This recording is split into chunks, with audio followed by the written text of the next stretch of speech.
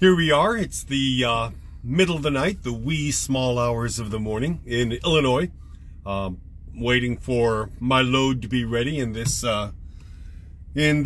good-looking Freightliner that we're waiting for the semi-tractor trailer, the trailer to be ready to go.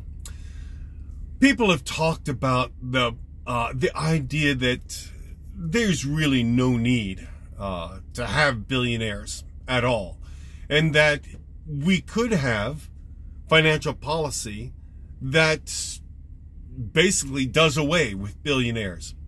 A person with $700 million has all the money that they need and all the power that they need, and it would be far better for that wealth to be spent rather than to be hoarded in one place under one individual. There are three types of wealth that would have to be restructured in order to do that. The first, of course, is to have an income tax, a federal income tax of the sort we had in the 50s. Those good old days in the 50s when there were lots of unions and lots of, and the highest paid person in a corporation made only 10 times more than the person on the floor, rather than 15,000 times as much over the lifetime. So the first would be to have an income tax of the type for earned income of the type we had in the 50s. It was over 90% a tax. And of course, what that meant wasn't that people structured their incomes to make many, many millions of dollars a year. They reached that threshold for the top income tax of 92%, and then they decided to spend the corporate funds in other ways because they were already making as much as an individual could reasonably spend on their appetites. The other ways, they could make a new product that would help you. They could design a new product that would help people. And that happened a lot in the 50s. Electric appliances that made life easier for households, air conditioning, my goodness. Just all sorts of wonderful improvements to people's lives.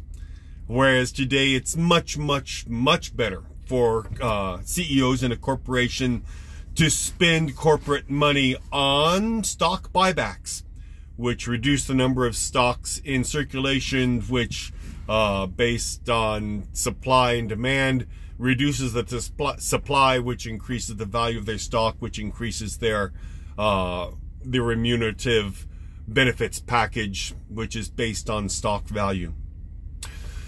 Anyway, so the first thing, we'd have to go back to a very high top individual earned income tax.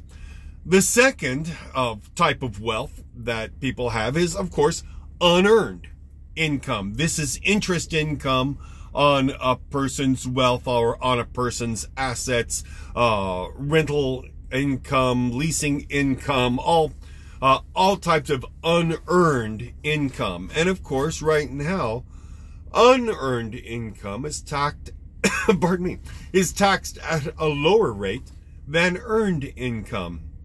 And so that would have to be, you'd have to stop making this distinction between unearned and earned income.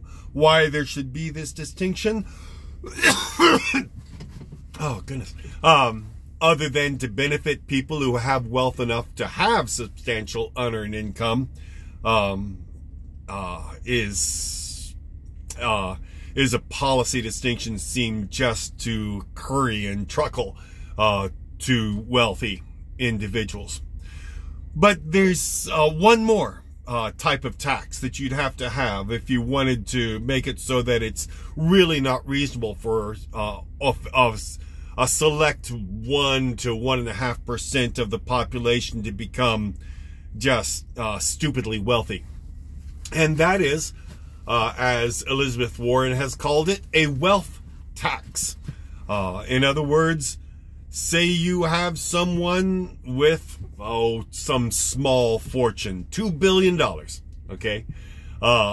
Then if you tax their income at 100%, and if you tax all of their unearned income at 100%, it doesn't matter.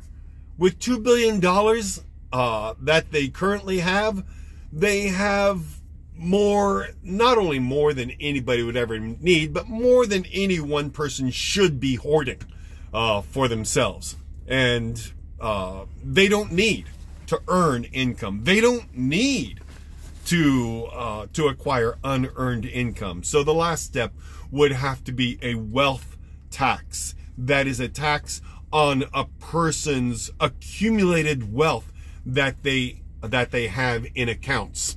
And those three things would have to be in place in order to do away with billionaires.